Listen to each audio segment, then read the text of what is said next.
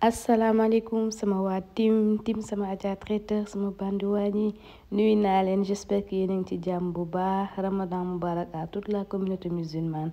remercier suñu ay partenaires Seifa ñoom lañ àndal ci weeru koor bi yëpp ci seen bisaab rouge Vimto bi ak ordinaire bi neex set sell bio tey nag dañ leen di indil samosa à la viande hachée et fromage suñu ay samosa yu baax lañ def togg suñu viande hachée bu toog raax ci fromage gis ngeen mi ngi noonu boole ko suñu sauce ketchup viande hachée lañ jël 500 grammes moo nekk nii gis ngeen yàpp bu ñu wal wala ku mu neex nga jël sa yàpp nga wal suñu nokkos xàmmee ngeen ko dootuma leen ko présenté moo ngi nii def nañ ci suñu nokkos bu saf ingrédients yi ko composé mi ngi nii poivron ak oignon bu ñu wal purée d'ail poivre def naa ci tuuti ketchup def naa ci curry moutarde poudre d'ail encore sauce soja sel moom daal defar naa daal mottali ba mu saf waa def naa ci nag poudre curry pour mu gën a neex donc am nañ fi benn carotte bu ñu râpé am nañ fi ñaari poivron yu ñu daggate bu sew soble bi aussi dama ko haché bu sew bëgguma di xam ci daj ay soble yu dijji muy yàq sama togg daal donc dama ko dagg bu sew feuille de samosa feuille de brique yi lañ am gis ngeen mi ngi nii comme ça kenn duma wax ban nga utiliser moo tax moo leen ko directement fromage gruyère comme d'habitude ñu râpé ko moo ngi nii dafay dem ci suñu recette weeru koor lañ nekk donc am nañ fi aussi huile lu yem lu tolloog benn taasu ataaya épices def nañ tey cumin noo nekk nii ak herbe de Provence tuuti laa dese sax donc xam naa ne su ma toggee tey mu jeex herbe de Provence ak cumin ñaari épices yi lañ utiliser tey donc pour suñu ay samosa ku mu neex nga def beneen épice def nañ suñu farine ak suñu ndox pour coller suñu ay feuilles de samosa suñu roulage daal di gaaw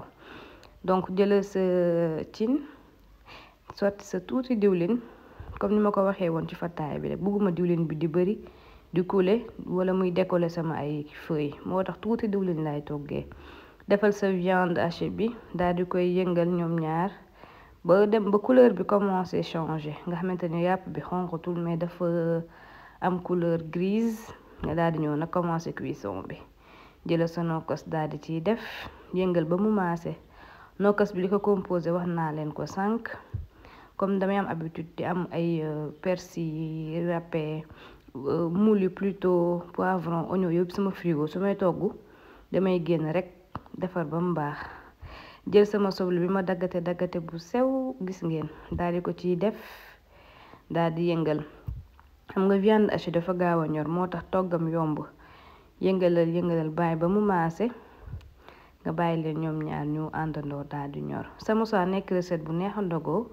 vraiment cuisson bi gaaw na lakk bi gaaw na def naa vinaigre def sauce soja pour goût bi teel a dugg samay viande hachée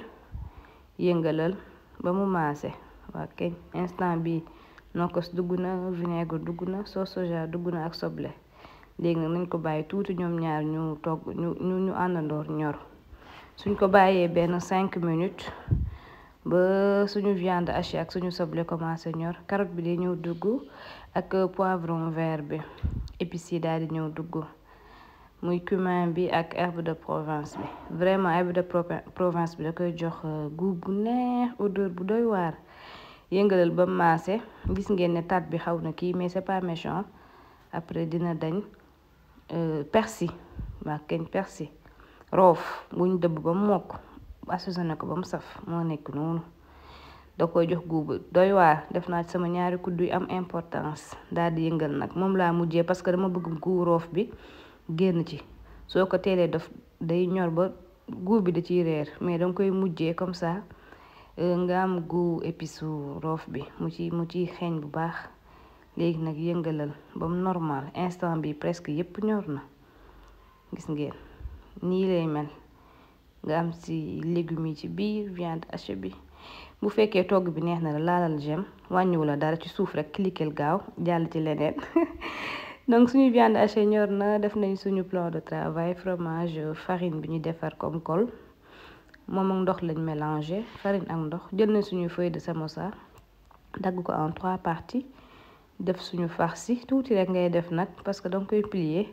bu fekkee yaa ngi soog a seetaan sama vidéo te abonné woo go dama nga abonné comme ça permettre algorithme YouTube recommander samay vidéo facilement tim bi di gën a yokk. donc def naa farci def fromage léegi nag da ngay jël benn partie feuille bi rabattre ko ci kaw daal di tollale farci ba mu normal nga daal di indi. di nga dem ba partie yépp dinañ am couverture benn partie du ci nekk à l'air libre. gis ngeen ñaari partie yee tëju nañ benn bi moo ci desoon tëju na nga daal di fermer jël sa colle daal di colle. bu fekkee feuille de samosa bi dafa mag di nga am possibilité sax doo coller mais danga koy roof ci benn partie bi mais bon man colle bi laa gis na mooy gën a gaaw te mooy gën a dëgër aussi. ma poussa tuuti feuille bi comme ça ngeen gis pliage bi nu ma ko defee. da ngay def farci après def fromage ku mu neex aussi nga jël fromage bi ak farci bi jaxase ko nga xam ne doo fi nekk di tibb ñaari yoon mu gën laa noppal mais j'ai préféré faire ça. gis nga nii lañ koy plier nga indiwaat nii defaat nii daal di tëj def sa colle jeex na. nii ngay plier samosa yëpp ba mu jeex. temps de cuisson bi gaaw na même pas 1 minute parce que feuille bi presque c'est pré-cuit ingrédients yi ci biir aussi ñor na donc vite fait bien fait nga daal di dóor sa ay samosa yu neex. c'est hyper croustillant ci kaw dafa croustillant ci biir nag moom duma leen ko nettali ñoo toggandoo suñu viande hachée rax ci suñu fromage donc c'est hyper délicieux vraiment ma leen koy recommander. neex na ndogoo présentable na boo amee ay gan soo ko boolee ak sa café say fa bu tàng jër pare naan sa bisaab kenn dàqaloo noos donc ma leen koy conseiller vraiment mu nekk recette bu neex a togg. ñu remercier toujours suñu ay partenaires Seyfa ñoo nekk noonu seen numéro aussi mi ngi ci biir mooy 78 612 010. pare nañ suñu roulé suñu ay samosa gis ngeen neex a saaf diwlin bi danga koy def fu moyen rek saaf bi tamit noonu la gaawee boo defee tuuti xaar rek day doore. gis ngeen benn xamu ci benn ubbeeku ci mi ngi ànd ak sauce tomate maa ngi leen ñëw dugalal léegi vidéo wu sauce tomate bi. gis ngeen bon appétit à tous. bi ñu paree comme d'habitude rek Seyfa la ñuy àndal ci suñu jus ku ne weeru koor moom ne bisaab ñu ngi nii bisaab bu set sell. man j'ai l'habitude damay patché vinto bi ak ordinaire bi bu nekk ma def moitié def sama naana ak sama sucre def ko daal bisaab authentique. sama Adja traiteur mi ngi leen di gërëm di leen jaajëfal